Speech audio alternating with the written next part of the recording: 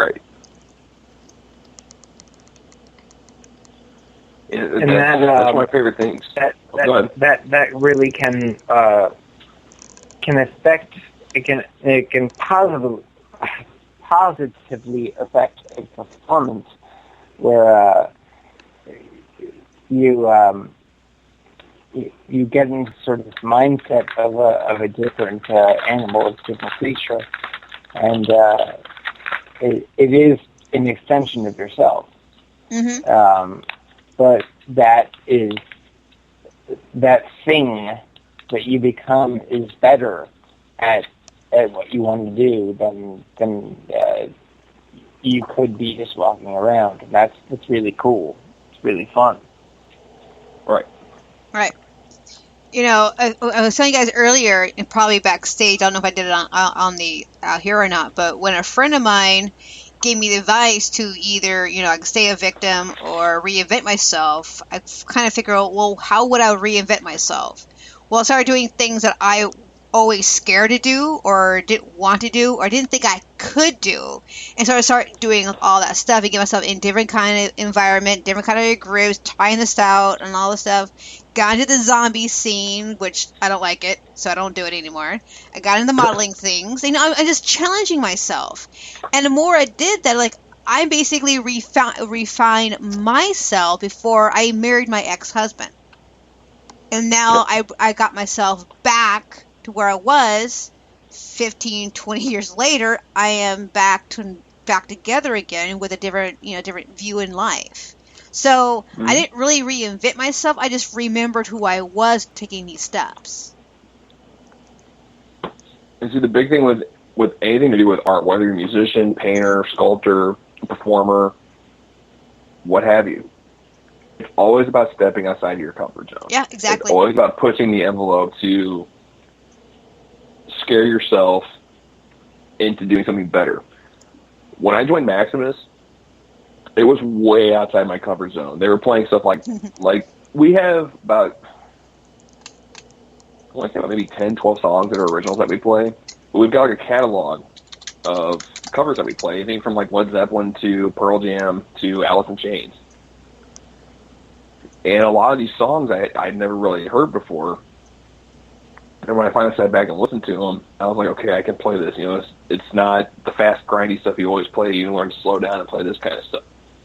And it was a huge step outside of my comfort zone, to the point I almost contemplated quitting Maximus because I was scared for it. But the more I played it, the more I ease into it, and the more I love it now. Well, a friend of mine, he's very, very introvert. And so him going on tour with a group of guys in a van is kind of out of his normal routine. And when he comes back home, he's, you know, doesn't have a place, so he doesn't have his own place. He crashes on a couch before he goes back on tour, so he still doesn't have his place to himself. So he doesn't have that balance anymore. Like, he could go to his own apartment and just chill out. He has to sit there and continue trying to figure who he is with all these people and still being drained. So he doesn't have no peace to himself unless he's in his car driving. Mm-hmm. So doing that out of his normal routine is very, you know, unusual for him, but he's doing what he loves. And he loves the freedom. He loves going on tour. He loves traveling. Traveling's a big thing. He's got to see the world I don't know how many times. And so he does it for the passion. So when you actually can step yourself out of your comfort zone and do something that you love to do, that's the best feeling you can probably accomplish with yourself. Right. In Maximus we do 2 cover songs, but we mash them together. We play Even Flow by Pearl Jam, and then during the solo we actually cut into Voodoo Child by Jimi Hendrix. And at the end of the cover, or at the end of the actual song as a whole, we end it with the last chorus from Even Flow. And I totally forgot that they did that, because Blackie would invite me to come out and play shows before I was even in the band. I would go up there and play boomstick with them. They would play Pearl Jam and Hendrix. And I was like, yeah, man, I got Even Flow down. He goes, all right, well, we're going to have you play at the next show that they come to St. Louis and play. So I got up there, and I started hearing, you know, that wah intro from Voodoo Child. and I was like, oh crap, I forgot about this. So I was literally playing, because it's in the same key. As they were playing Voodoo Child, I was playing the rhythm guitar part from the solo from Even Flow. So, but I mean, the more I played it, the more I'm actually, getting that transition better. And it's just like it's a big step, like I've seen myself progressing more as a musician with this band than I ever have before. And it's all because I've been tackling all my comfort zones and pretty much making all my comfort zones my bitch, so to say. Yeah. I mean, 15, 20 years ago, I wouldn't even think about bringing this show back on. I mean, I had this idea of a show about 15 years ago when I was a young disc jockey. I never thought in a million years I'll be back doing it again, a cycle, So being a performer and being an artist and meeting all your different bands is basically, the exact same kind of thing. You build confidence in yourself. And even with your being with Maximus, you're building confidence in yourself that you can do this. Right. You get over the anxiety, get over the fears, and have a good time with your buddies. Right. And the biggest thing for me too, being a musician, I wanted nothing more than to play live shows when I first saw those Slipknot videos back when I was a kid. And the first time I ever stepped on a stage, I was shaking so bad that I literally almost collapsed. I was freaking out so bad. And then shows after that, I had to, have 2 or 3 beers in me just to get my nerves calmed down. And the more shows I play, I just go up there and, I'm completely sober on stage and I'm having a blast. I'm up there, moving around, I'm getting off the stage, getting crowd interaction and trying to get the crowd moving and stuff. And I love the fact that I'm actually stepping outside my box as an introvert as I used to be, and becoming a lot more of an extrovert because I'm meeting cool people. I'm meeting people that can give me good advice. I'm meeting people I'm making friends with, and I'm actually still in contact with these people. Whereas it'd be like, hey, how you doing? That's it. That's good. And I'm noticing better things about myself that I'm learning from my wife. I'm learning from, my bandmates. I'm just overall learning in general from the people I'm coming in contact with.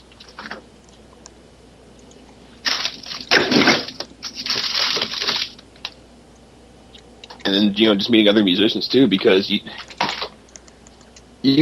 as a musician, especially when going over the road, you meet so many people in bands and, in the crowd, at gas stations, anywhere you go, you meet people. Mm-hmm. And some of the people I've been meeting while being in Maximus, they're becoming my really good friends, and I really appreciate the people I have in my life now.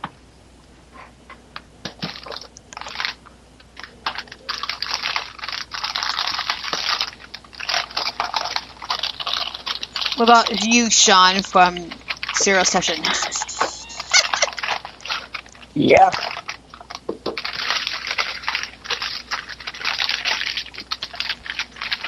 Spider? Well, it's one of the things that I had noticed from working with the metal band was that while it wasn't, I mean, I'd always enjoyed metal, but it hadn't been something that I'd gravitated towards playing quite so much at the time. It made me a better musician to play with that band because they asked me to do things that I had never done before, and they asked me to play things that I had never played before. And it kind of forced me to improve in areas that I never really thought of. I got better at playing by ear than I was. I got better at moving my fingers along the keys. And just overall, I became a better musician by doing something that was not what I was used to up to that point. And going back from that, then back to my electronic stuff later on, it's made me appreciate the ways certain melodies and certain things work with each other a little bit more, I think, than they would have otherwise. And that's almost true of any sort of anything musical that you might start to develop later in life. Like I listen to a little bit, like I said, a little bit of more pop music than I used to, and so now I have kind of an appreciation for some of the better sensibilities on some of the better pop music. And I'm going to get hungry probably from the sound of a microwave. My bad. But and some of the other music that I listen to, like I'm more into some indie rock than I used to, and that influenced my music more than it would have beforehand. Like I had an album. It was my second vocal album. It was called Mood Ring, and there were 2 or 3 tracks on there that were kind of indie rock songs. And then I came back to that a couple albums later with another album that had a real heavy like indie rock kind of leaning to it that I wouldn't necessarily have thought of before.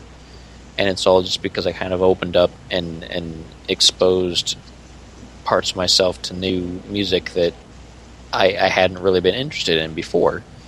And sometimes that's all you really need to do in music and just in life. You have to take a few steps in a direction that you hadn't considered before and just see where those steps lead. I mean, it's not always good, it's not always bad. Sometimes it just leads to, okay, well, that was that. But it still makes you who you are to take those steps.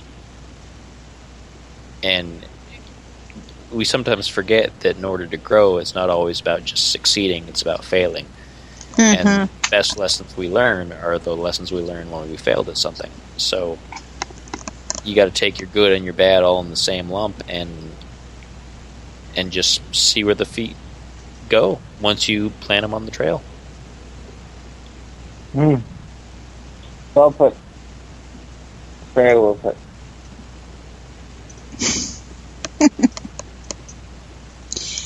Well, we got like 10 more minutes before the show is over. And so really quickly, I need to get people geared up for what's coming up into the next shows. So we have a big, huge lineup this week. I will be playing the autoplay right after the show is over with. And on top of that, I'll be back on the air tomorrow morning from 10 a.m. to 1, playing a midday music break. Then autoplay will be starting, and then on Saturday it will end by 2 hours before 9, probably around 7 o'clock, because I'll be bringing you guys a live show. Black Pussy is actually here in town. They'll be playing at the Swiss, and so you guys get to listen to how awesome this band is. So they're playing a live show, and I'll be podcasting live. I'm so excited! And then I had to go to work, so autoplay will not be playing because I'm going from there to work, unless some miracle I got the day off, which I asked for the day off 2 weeks ago, but whatever. And so when I get in the morning, Sunday, autoplay will start. So there you go. So, okay. Yes. Well, so anyway. I'm gonna have to sign off. Okay. Yeah, we're basically running. Thank you so much. You're welcome. We're basically running down anyway, Sean. I know. I really have to go. He's got to make it known. To say, Sean from Maximus, it was an absolute pleasure talking to you. Likewise. And I hope we can get something going yes. in the future, and that'd just be great. I'm totally down, man. Like, honestly, this is probably the most fun I've had, like, this whole day. Like, going to War Tour and then coming home and doing this. Literally, I've had nothing but fun all day. So Good. Good. All right, so Shell Spider, thank you again so much. Anytime. Much love. Anytime. Much love, you guys. All right. Good night. And I'm signing off. Good night. Good night. Get some sleep. Later, Sean. Have a good night. All right, thanks. Okay, so carry on. On August 2nd, we're bringing our debut show called Spotlight. We are featuring Prince. And so anyone is allowed to come back onto the show to talk about their experience with Prince. And we're trying to find a tribute band to come on and talk about what they do with their stuff. But we're having a little bit difficult finding one, so hopefully we'll get one the last minute. If not, we'll play nothing but Prince song. I don't care. Whatever.